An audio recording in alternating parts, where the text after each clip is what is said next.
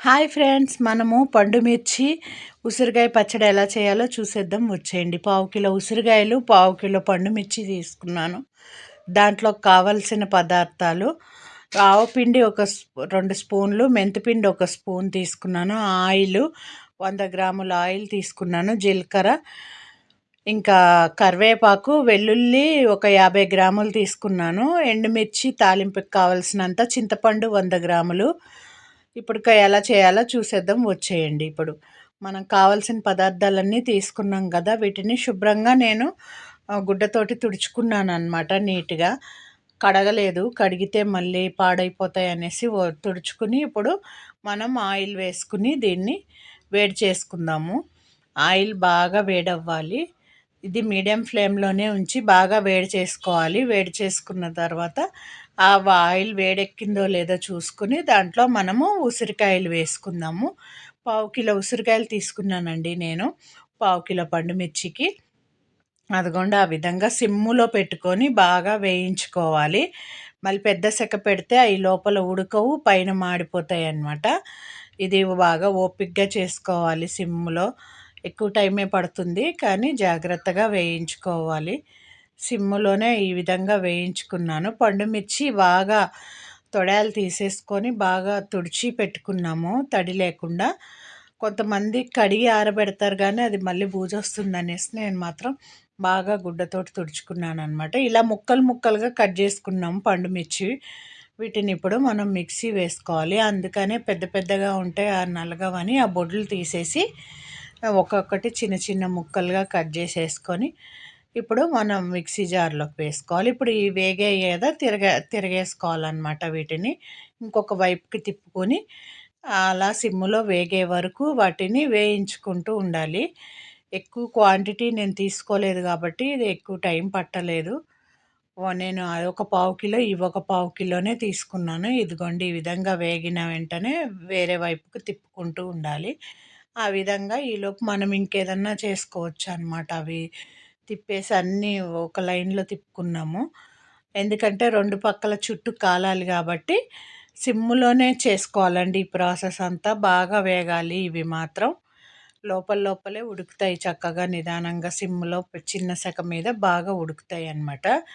అవి రంగు రాకపోయినా కూడా లోపల చక్కగా మగ్గిపోతాయి అన్నమాట. మెత్తగా అయిపోతాయి చక్కగా.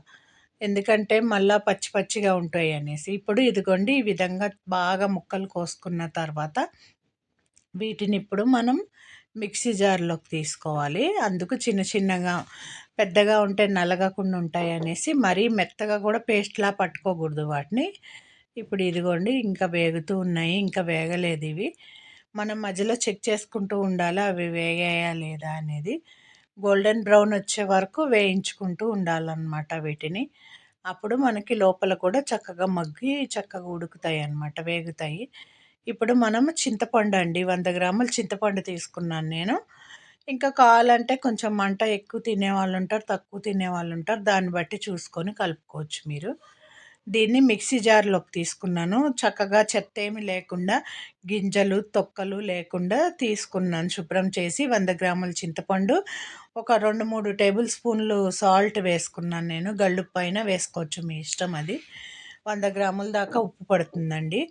ఇప్పుడు ఇదిగోండి ఈ విధంగా గోల్డెన్ బ్రౌన్ రావాలి. ఇదిగోండి చింతపండు పౌడర్ లాగా చేసుకున్నాను ఉప్పు వేసుకొని.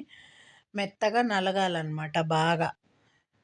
అదిగోండి అలా పొడి పొడిగా వస్తుందన్నమాట. దాంట్లోనే మెంతిపిండి, ఆవపిండి 2 వేసుకున్నాను. 2 టేబుల్ స్పూన్లు ఆవపిండి, 1 టేబుల్ స్పూన్ మెంతిపిండి వేసుకున్నాను. మెంతులు, ఆవాలు డ్రై రోస్ట్ చేసుకొని మిక్సీ పట్టుకున్నాను.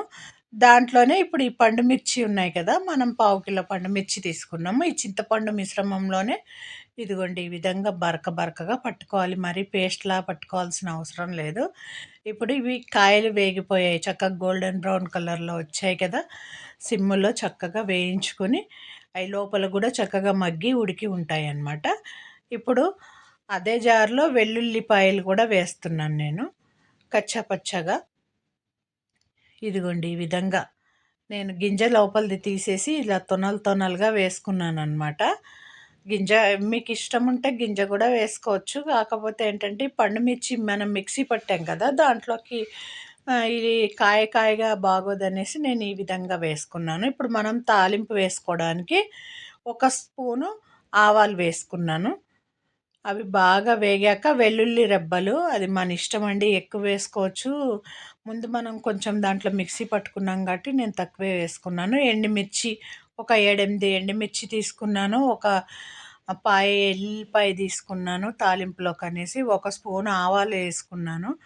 మీకు నేను కావాలంటే శనగపప్పు, మినపప్పు కూడా వేసుకోవచ్చు. కరేపాకు ఒక 7, 8 రెబ్బలు కరేపాకు తీసుకొని వేసుకున్నాను. బాగుంటుంది కదా! కరేపాకు కూడా ఆరోగ్యానికి మంచిది. అలాగే టేస్ట్ కూడా బాగుంటుందని. జీలకర్ర ఒక స్పూన్ వేసుకున్నాను. ఇవన్నీ బాగా వేగినాక, బాగా ఎక్కువగా వేగిపోకూడదండి. కొంచెం వేగాక దాంట్లో పండు మిరపకాయల మిశ్రమం మనం ముందే మిక్సీ పట్టి ఉంచుకున్నాం కదా! పొళ్ళన్నీ వేసి, ఇదిగోండి దాన్ని వేసేసి చక్కగా సిమ్‌లోనే పెట్టుకొని, ఈ విధంగా మొత్తం కొంచెం మనం పచ్చిదే చేసాం కదా అది. అందుకని కొద్దిగా వేగేలాగా సిమ్‌లో పెట్టుకొని అదిగోండి ఆ విధంగా కలుపుకోవాలి. అది స్టవ్ బంద్ చేసేసాను కూడా నేను. కట్టేసిన తర్వాత కూడా కొంచెం ఆ వేడి మీద అలా అవుతూ ఉంది సిమ్‌లో. ఎక్కువ సేపేమి ఉడకబెట్టాల్సిన పని లేదండి దాన్ని. కొద్దిగా చల్లారబెట్టకుండా మామూలుగా స్టవ్ మీద ఉన్నప్పుడే ఇదేసుకున్న తర్వాత మనం కట్టేసుకుంటే అది ఆ వేడికి ఇది సరిపోతుందనమాట. పచ్చి వాసన లేకుండా చక్కగా వేగిపోయి పచ్చడి ఎంతో అద్భుతంగా ఉంటుందండి అది. ఇప్పుడు మనము ఆ వేగుతున్న దాంట్లో ఈ ఉసిరికాయ ముక్కలు ముందుగానే వేపి పెట్టుకున్నాం కాబట్టి లాస్ట్‌లో వేసుకుంటే సరిపోతుంది మనము. ఆ విధంగా వేసుకొని చక్కగా ఆ పచ్చడంతా కలిసేలా కలుపుకోవాలనమాట. ఈ ముక్కలును పచ్చడికి పట్టాలి. బాగా పట్టేసి అది ఊరినంక చాలా బావుంటుందండి టేస్ట్. ఇది నిల్వ పచ్చడే. నిలువుంటుంది చక్కగా. కాకపోతే ఏంటంటే, నేను కొంచెం క్వాంటిటీనే చేశాను ఎలా వస్తుందో ఫస్ట్ అని. చాలా బాగా కుదిరింది. చాలా బావుందండి. చూస్తుంటే నోరూరిపోతుంది కదా! తింటే కూడా అలాగే ఉందండి. మీరు కూడా ఈ విధంగా ట్రై చేసి ఎలా వచ్చిందో కామెంట్‌లో చెప్పండి. మీరు కూడా చక్కగా చేసుకొని కొద్దిగా అయినా చేసుకోవచ్చండి ఇది. మనం స్టోర్ చేసి పెట్టుకోవచ్చు. ఫ్రిడ్జ్‌లో పెట్టుకుంటే ఎక్కువ కాలం కలర్ మారకుండా ఉంటుంది. కొంచెంగా చేసుకుంటే అయిపోతూ ఉంటుంది కాబట్టి బయట పెట్టుకున్న ప్రాబ్లమ్ లేదు. బయట పెడితే కలర్ మారిపోతుందనేసి ఫ్రిడ్జ్‌లో కూడా పెట్టుకొని మనకు కావాల్సినప్పుడు తీసి వాడుకోవచ్చు. ఇదిగోండి ఈ విధంగా పండుమిర్చి